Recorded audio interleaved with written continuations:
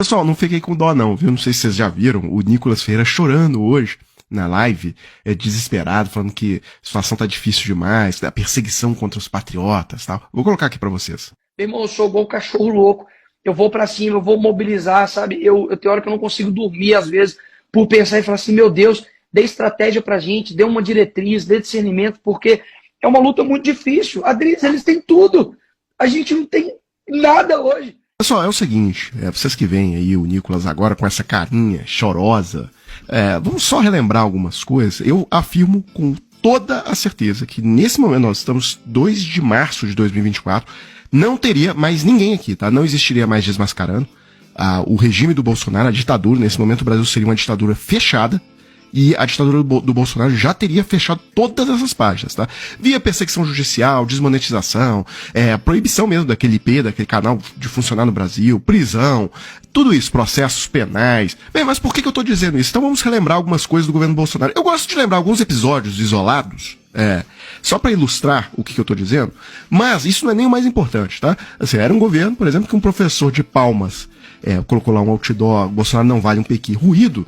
Bolsonaro mandou a Polícia Federal atrás desse cara. Esse cara respondeu ao inquérito, esse cara teve que depor na Polícia Federal, teve que contratar advogado, esse cara correu o risco de ser preso, porque era acusação contra a honra do presidente, segundo o ministro da Justiça na época. Tem um outro caso que eu gosto muito de relembrar, que eu acho que ilustra bem o que foi esse período, porque teve muito mais coisa que isso, mas eu tenho pouco tempo aqui no vídeo, né, então Bolsonaro gostava de ficar ali na Dutra, papagaiando, ali, acenando pros carros, pra fazer vídeo e mostrar nas redes sociais que ele é popular, né. E aí passou a mulher e xingou, né, falou, olha, seu filho da...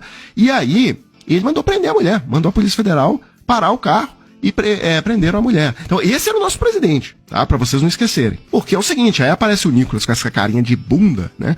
E ele conta que as pessoas esqueçam o que aconteceu. E o normal é que as pessoas esqueçam mesmo. O tempo vai passando e tal. Bem, mas agora eu vou falar o que é mais grave, o que é mais estrutural. O Bolsonaro destruiu todas as instituições de controle, ele destruiu todos os freios e contrapesos da sociedade.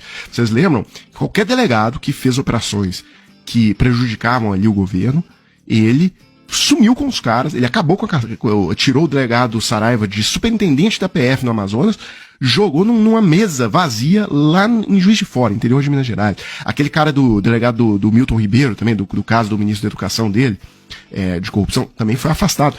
Foram 18 delegados, todo mundo. Então, é o seguinte, em 2024, já não havia mais nenhum louco na Polícia Federal que ia destruir a própria carreira para, enfim, fazer uma investigação de corrupção dos bolsonaristas ali no governo. Acabou, tá?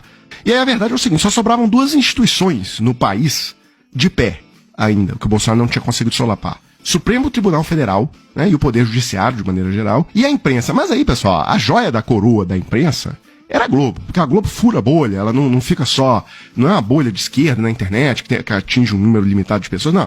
A Globo, ela atinge a massa brasileira, enfim. E aí o Bolsonaro, durante o governo dele, colocou em marcha um projeto para destruir os dois, tá? Sobre o STF eu vou falar daqui a pouco, mas sobre a Globo, né, porque a gente lembra muito pouco dessa parte.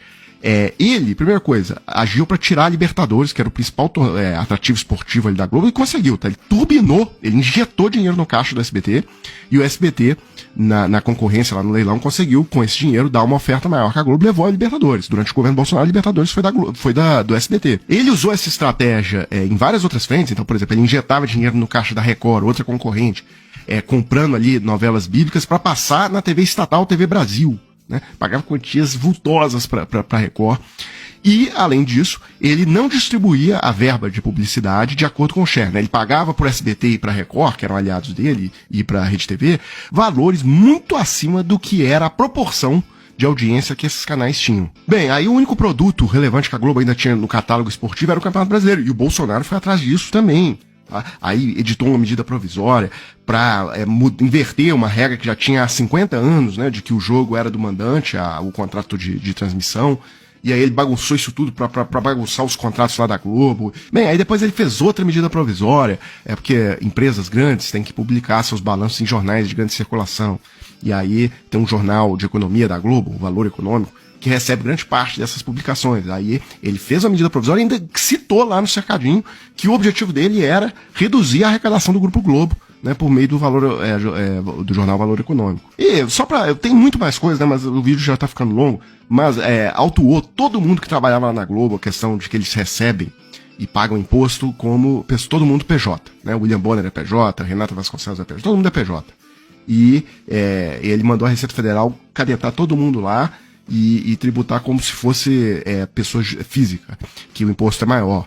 Só que aí na reportagem que diz, olha, a Record e a SBT também sempre pagaram todo mundo como PJ e não receberam autuação. Então por aí vai, né? Aí vendo que a Globo continuava fazendo críticas e tal, ele começou com o negócio de não renovar a concessão da Globo, né, que expirou em 2022, e já no final, ali em setembro, já tinha notícias de que ele já estava completamente decidido que ele não iria renovar caso ele ganhasse a eleição. É um desgaste para todo mundo da minha família, todo mundo é suspeito da minha família. Eles querem prender um filho meu. Quando prender um filho meu, vão estar satisfeitos. Quem sabe agora ele capture, venha conversar conosco. Não vou conversar com você na TV Globo.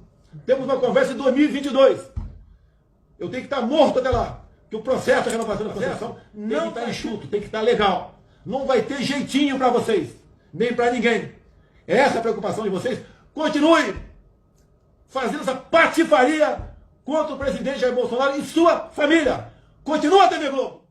Bem, e aí só pra gente fechar aquela carinha de bunda do Nicolas, né, chorando ali por democracia e tal, e aí eu tava falando da democracia do presidente dele, né, aí ele no final do mandato disse que o projeto que aumenta o número de ministros do STF já estava na gaveta, tá numa entrevista pra Veja, e que isso ia ser apresentado em 2023, ou seja, vocês lembram que eu falei que o Bolsonaro quebrou a espinha vertebral de todas as instituições do Brasil, que só sobraram duas, quem era? A imprensa, ali majoritariamente a questão da Globo, e ele já estava tratando de quebrar a Globo, e a outra espinha era o STF.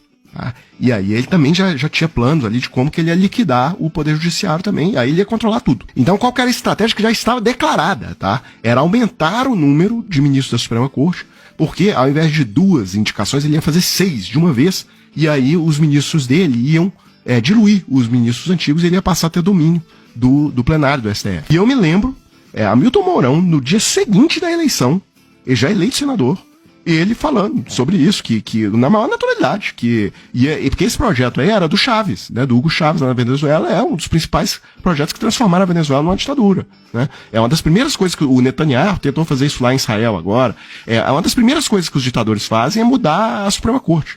O presidente Bolsonaro deu uma entrevista à revista Veja, em que ele fala da PEC que foi apresentada no Congresso, que pode alterar o número de cadeiras no Supremo, e aí, se o presidente for reeleito, ele teria mais indicados, para além dos 2 que ele pode indicar.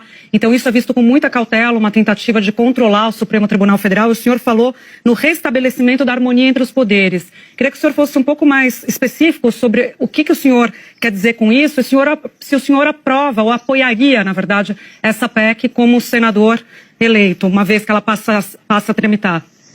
Olha, o que eu deixo muito claro e vejo hoje é que a nossa Suprema Corte tem invadido contumazmente aquilo que são atribuições do Poder Executivo, do Poder Legislativo, e algumas vezes rasgando aquilo que é o devido processo legal. Então eu acho que isso tem uma discussão que tem que ser conduzida dentro, né, do Congresso Nacional. Pessoal, e aí eu só queria fechar o vídeo com isso. Isso aqui vai abalar o país, tá?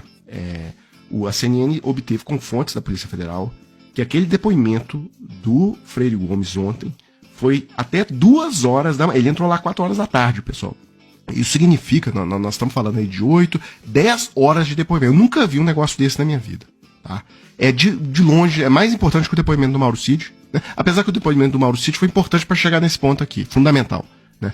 Mas, e ele confirmou que participou da reunião do golpe. Então, olha, o mundo vem abaixo aí. O Nicolas pode chorar mesmo, tá? Porque a casa vai cair, tá bom? Pessoal, então é isso. Eu fecho esse vídeo agora, coloco aí na tela a chave Pix do Desmascarando. Se vocês gostam do trabalho, quiserem contribuir com alguma coisa, tá aí. E a gente volta amanhã com mais vídeos para a página.